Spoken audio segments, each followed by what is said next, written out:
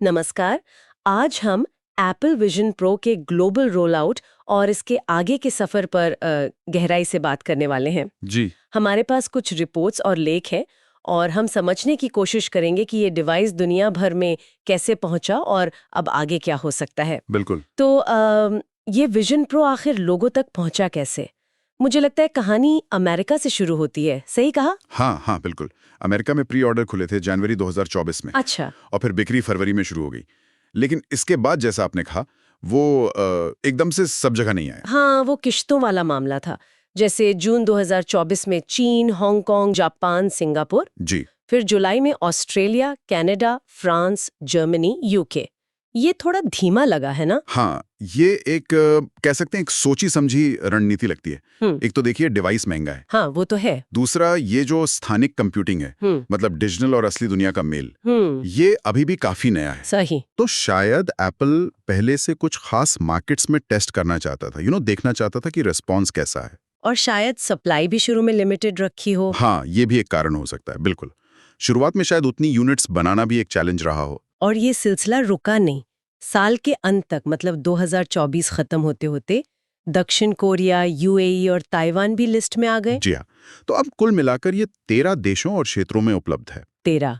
और यहाँ एक दिलचस्प बात है, डिवाइस महंगा है, माना कि बहुत खास है, लेकिन अब ये उन इलाकों में है जहां दुनिया की करीब 2.25 अरब आबादी रहती है। अच्छा, 2.25 अरब, ये तो काफी बड़ा नंबर है। हाँ, तो ये दिखाता है कि एप्पल की नजरें शायद लंबी दौड़ पर हैं, भले ही शुरुआत धीमी या बहुत कंट्रोल रही हो। अब जरा कीमत पर आते हैं। $, $3,499 से शुरू। ये अपने आप में बहुत कुछ कहता है ना? बिल्कुल। ये साफ बताता है कि ये शुरू में आम उपभोक्ता के लिए नहीं था। शायद डेवलपर्स, प्रोफेशनल्स या वो लोग जो टेक्नोलॉजी को सबसे पहले अपनाना चाहते हैं, उनके लिए था। Early adopters. हाँ, अर्ली अडॉप्टर्स।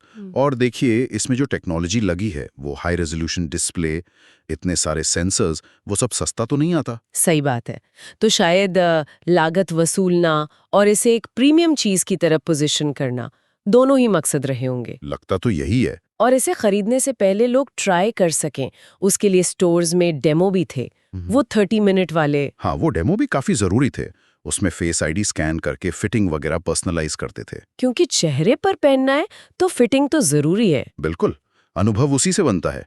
और जब ये बाहर लॉन्च हुआ, मतलब अमेरिका के बाद, तो ये विजन ओएस 1.2 के साथ आया था। लेकिन फिर अपडेट भी आया। जी, विजन ओएस 2 आया 2024 के अंत में। उसमें वो नए पर्सोना अवतार भी थे जो थोड़े ज्यादा रियल लगते हैं, वर्चुअल मीटिंग्स वगैरह के लिए। अच्छा, अब आते हैं भविष्य पर। यहाँ चीजें थोड़ी उलझी हुई सी लग रही हैं। सुनने में आ रहा है कि जो मौजूदा मॉडल है उसका प्रोडक्शन कम हो रहा है। हाँ, कुछ रिपोर्ट्स तो यही कह रही हैं। ऐसा लगता है कि जो शुरुआती डिमांड थी वो शायद अब पूरी हो चुकी है। और अब नए ग्राहक शायद उस रफ्तार से नहीं आ रहे। हो सकता है, या ये भी हो सकता है कि एप्पल अब अपना फोकस अगले मॉडल पर लगा रहा हो, सप्लाई चेन को शायद उसके लिए तैयार कर रहा हो। अगला मॉडल यानी एक नया विजन प्रो? क्या सस्ता वाला? देखिए, विश्लेषकों का तो यही अनुमान है। बातें चल रही हैं एक संभावित विजन प्रो 2 की। अच्छा, कब तक?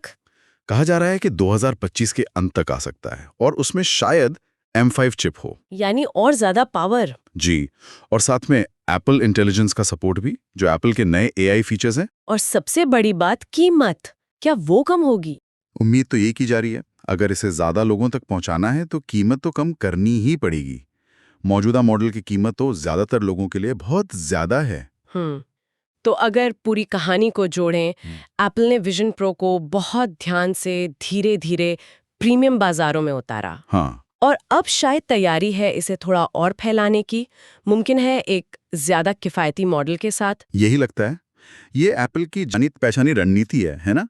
पहले एक नई कैटेगरी बनाओ, उसे टॉप एंड पे रखो, टेक्नोलॉजी को रिफाइन करो, डेवलपर्स को साथ लाओ, और फिर धीरे धीरे उसे नीचे लाओ, आम लोगों के करीब। बिल्कुल।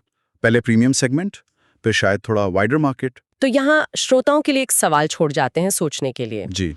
अगर विजन प्रो का अगला वर्जन वाकई सस्ता होता है, तो क्या ये वो कदम होगा जो स्थानिक कंप्यूटिंग को आम बना देगा, या फिर ये तकनीक अभी भी कुछ खास इस्तेमाल या शौकीनों तक ही सीमित रहने वाली है?